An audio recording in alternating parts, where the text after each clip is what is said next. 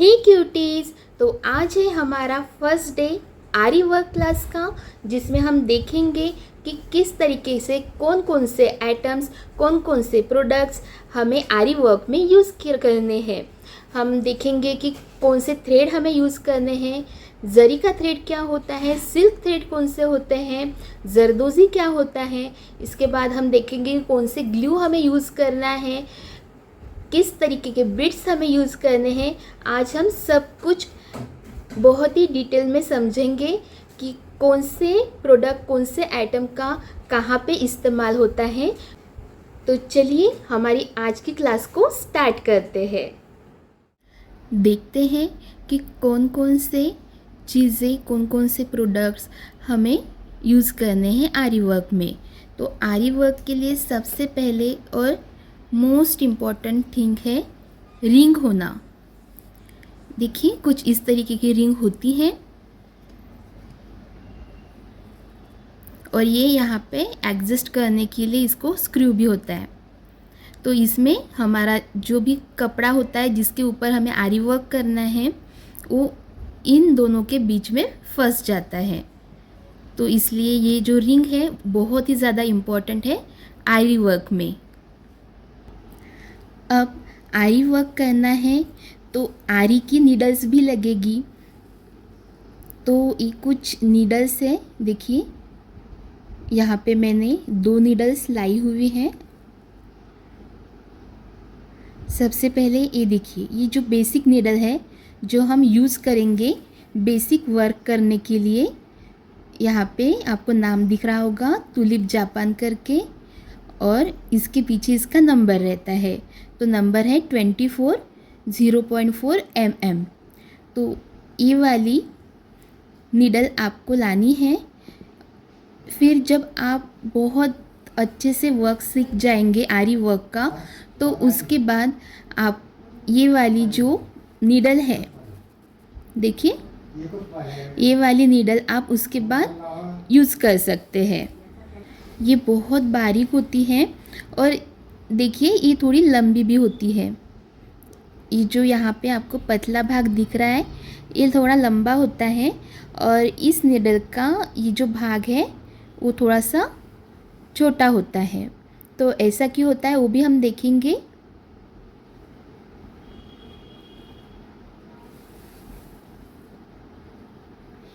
तो ये 2 सुई आपको यूज़ करनी है, एक तुलिप जापान की जिसके पीछे नंबर भी है, और एक ये लकड़ी की सुई होती है और इसके ऊपर कोई नंबर नहीं होता, ये सिर्फ लकड़ी की होती है और यहाँ पे नीडल होती है। आरी वर्क करते वक्त मार्क करना बहुत ज़्यादा ज़रूरी होता है, लेकिन अगर पेन से मार्क करेंगे तो उसके निशान वैसे ही रहेंगे, इसलिए हमें पेंसिल यूज़ करनी है। तो ये मैंने सिंपल सी पेंसिल यहाँ पे ली हुई है। आप यहाँ पे ग्लास पेंसिल भी मिलती है, तो आप वो भी ले सकते हैं वाइट कलर की, या फिर आप ऐसा एक चॉक भी ले सकते हैं जिससे मार्किंग आपको इजी हो जाए और उसके ऊपर आप आरी वर्क कर सकें। अब आरी वर्क किन चीज़ों से किया जाता है वो भी देखते हैं। तो आरी वर्क करने के लिए हमें बहुत ज़्यादा ज़रूरी होता है थ्रेड का। तो देखिए यहाँ पे ये जो थ्रेड है इसको जरी के थ्रेड कहा जाता है। तो ये अलग अलग कलर में अवेलेबल होते हैं, ज़्यादातर गोल्डन कलर का यूज़ होता है। आप सिल्वर ले सकते हैं, गोल्डन ले सकते हैं, या फिर आपको अगर कोई और कलर पसंद हो तो उस कलर का भी ले सकते हैं। सभी वर्क सिर्फ जरी के थ्रेड से करना पॉसिबल नहीं है, इसको बहुत ज़्यादा थ्रेड लग जाएगा और इतनी इस थ्रेड की हमें ज़रूरत नहीं होती है, क्योंकि हमेशा जो हम वर्क करते हैं कोई बीड्स हम लगाते हैं तो उसमें जरी का थ्रेड दिखता नहीं है। तो उस समय हम ये जो पॉलिएस्टर थ्रेड होते हैं, सिंपल कॉटन वाले थ्रेड होते हैं, तो वो हम यहाँ पे यूज़ कर सकते हैं। पर ये चॉइस पे डिपेंड करता है। अगर आप पूरा वर्क जरी के थ्रेड में करना चाहते हैं तो जरी के थ्रेड में आप कर सकते हैं। इसके बाद आता है हमारा सिल्वर थ्रेड, सिल्क का थ्रेड। तो ये सिल्क के धागे होते हैं, देखिए थोड़ा शाइन होता है इसमें।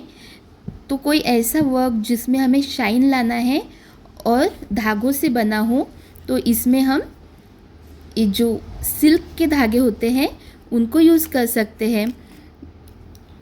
कई बार होता है ऐसा है, फॉर एग्ज़ाम्पल हमें पीकॉक का डिज़ाइन बनाना होता है, तो उस वक्त ये जो रील है, मोरपंख, ऑरेंज, येलो, रेड,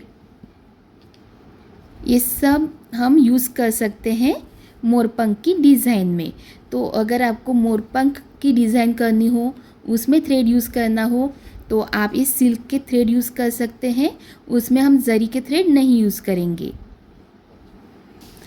अब मैं बात कर रही थी बीड्स की, तो बीड्स कौन से होते हैं वो भी आज हम देख लेते हैं। तो ये रहे सबसे पहले शुगर बीड्स। देखिए कुछ इस तरीके से होते हैं, ऐसे होते हैं ये शुगर बीड्स। और जब बहुत ही बारीकी से हमें वर्क करना होता है, बहुत ज़्यादा कंजस्टेड वर्क हमें करना होता है, तो उसमें हम ये शुगर बीड्स यूज़ करते हैं। जो नेक का वर्क होता है उसमें भी ये यूज़ होते हैं, तो इसलिए शुगर बीड्स बहुत ज़्यादा इम्पॉर्टेंट है। ये बजट फ्रेंडली है, आसानी से मिल भी जाते हैं। ये मोती है गोल्डन कलर की, देखिए छोटे छोटे से। तो ये भी हमें यूज़ करने हैं हमारे आरी वर्क में। अब हमने एक लाइन अगर शुगर बीड्स की क्रिएट की है, तो उसके बाजू में हम एक मोती की लाइन क्रिएट कर सकते हैं। ये पर्ल हमें यूज़ करने होते हैं ताकि ये उठकर दिखेंगे जब हम शुगर बीड्स इसके बाजू में लगाएंगे। और सेम पर्ल्स ये आपके हिसाब, आपके ऊपर डिपेंड है कि आप कौन से पर्ल यूज़ करना चाहते हैं। देखिए कुछ इस साइज़ के भी होते हैं, कुछ ऐसे साइज़ के भी होते हैं और कुछ बड़े साइज़ के भी होते हैं। सो आपको जो भी यूज़ करना हो आप इसे यूज़ कर सकते हैं, लेकिन अगर इसे आप शुगर बीड्स के साथ यूज़ करेंगे तो ये और भी उभर कर दिखेंगे। अब ये देखिए, इसे गहू के आकार जैसा ये एक बीड्स होता है। ये भी आपको आसानी से मिल जाएगा, जहाँ पे आपको आरी वर्क का बाकी का सामान मिल रहा है, शुगर बीड्स, मोती, ये सब कुछ मिल रहा है, तो वहाँ पे आपको ये भी मिल जाएंगे। देखिए, और ये जो हम ट्रायंगल वाला कोई डिज़ाइन बनाते हैं जिसमें हमने छोटा सा फ्लावर बनाया है और बिल्कुल छोटी सी पत्तियाँ उसकी निकालनी है, दिखाना नहीं है तो, और ग्रीन कलर की भी नहीं निकालनी है, ऐसे वक्त हम ये जो गेहूं के बीड्स होते हैं वो यूज़ कर सकते हैं। ये है मोती, देखिए बिल्कुल छोटे छोटे से, और ये बड़े वाले इसके बीच में भी होते हैं। तो आपको अगर पूरा मोतियों का वर्क करना हो तो उसके लिए बेस्ट है। अगर किसी आप ब्लाउज़ पे वर्क करना चाहते हैं और आपको स्लीव्स के ऊपर वर्क करना है, स्वस्तिक का वर्क करना है, तो उसमें ये बहुत ज़्यादा उभर कर दिखेंगे। ये हम बाद में सीखेंगे ही कि किस जगह पे कौन से हमें मोती लगाने हैं, हमें गोल्डन लगाने हैं या फिर पर्ल लगाने हैं, तो वो हम बाद में देखेंगे। जैसे जैसे हमारे आगे के क्लास आते जाएंगे हम सीखते जाएंगे। देखिए, ये 3 टाइप के पर्ल्स होते हैं। ये बहुत ही छोटे छोटे होते हैं, जिसमें हमें छोटे छोटे वर्क करना हो मोतियों का, तो उसमें हम ये यूज़ कर सकते हैं। ये बड़ा साइज़ है और ये मीडियम साइज़ है। तो इनका आपको स्पेशली मोतियों का वर्क करना हो तो आप ये सभी पर्ल्स को यूज़ कर सकते हैं और उससे वर्क कर सकते हैं। इसके बाद अब चेन्स की तरफ बढ़ते हैं। कौन सी चेन हमें आरी वर्क में यूज़ करनी चाहिए वो देखते हैं। तो इन्हें कहते हैं बॉल चेन। देखिए कुछ इस तरीके से होती है। मैं आपको एक दिखाती हूँ निकाल के। ऐसी होती है बॉल चेन। राउंड होते हैं, इसमें बॉल्स होते हैं, और ये जब हम चेन स्टिच लगाते हैं तो उसके बाजू में हम ये लगा सकते हैं। तो जो हमारे बिट्स बाद में लगते हैं, इसके वजह से वो उभर के आते हैं, क्योंकि ये बॉल चेन छोटी होती है। तो इसके वजह से ये थोड़ी सी बैकग्राउंड में चली जाती है और हमारे जो बिट्स होते हैं वो उभर के आते हैं। आप इसमें कोई भी कलर की ले सकते हैं, बहुत कलर की मिलती है। देखिए इतने सारे कलर हैं मेरे पास। सो आप ऐसे बॉल चेन लगा सकते हैं। किसी किसी को स्टोन का वर्क बहुत पसंद होता है, तो ये स्टोन चेन होती है। ये भी अलग अलग कलर में आती हैं, जैसे कि वाइट, गोल्डन, सिल्वर, कॉपर, ऐसे कलर में ये आती हैं।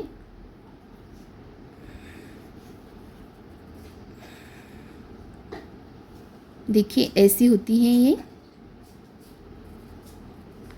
स्टोन चेन यहाँ पे कहा जाता है। और ये बीच में जो दिखते हैं दो स्टोन के बीच में गैप, तो वहाँ से हम इसे कट कर सकते हैं। सो आप ये कितनी भी लाइए, आप इसे आसानी से कट कर सकते हैं और हमारे वर्क में जितना यूज़ करना है उतना यूज़ कर सकते हैं। ये होती है जरदोजी। हमने जरी के थ्रेड देखे और ये जरदोजी है। कुछ ऐसी होती है।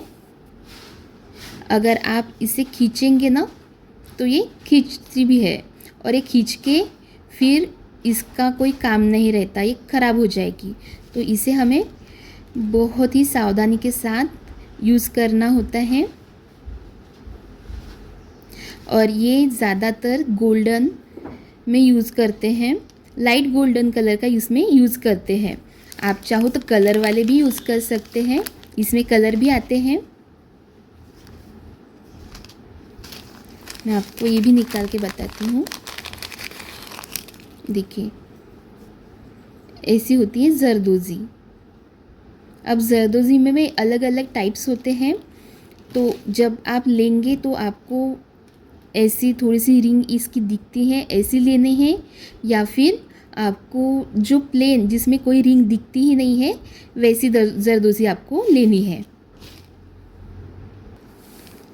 इसे कटदाना कहते हैं।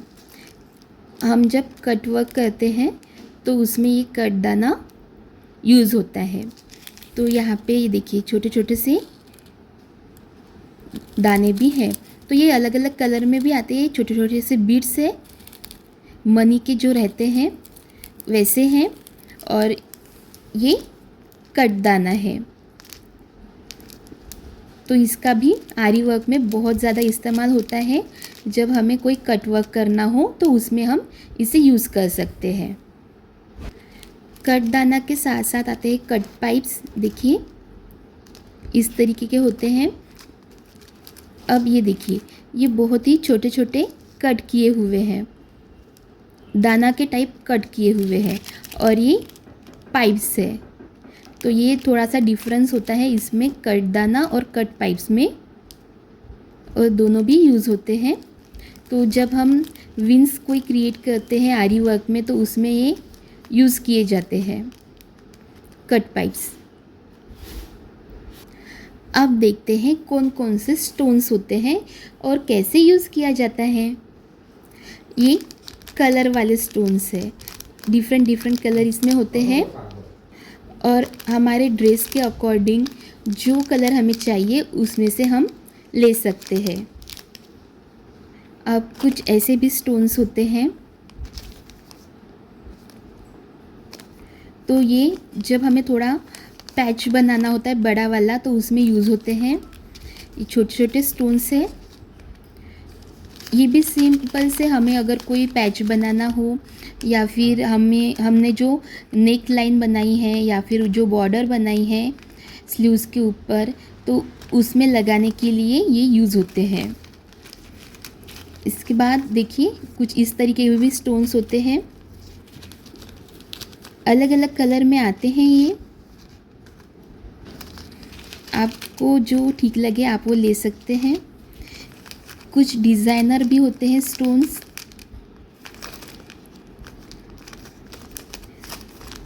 निकाल के बताती हूँ।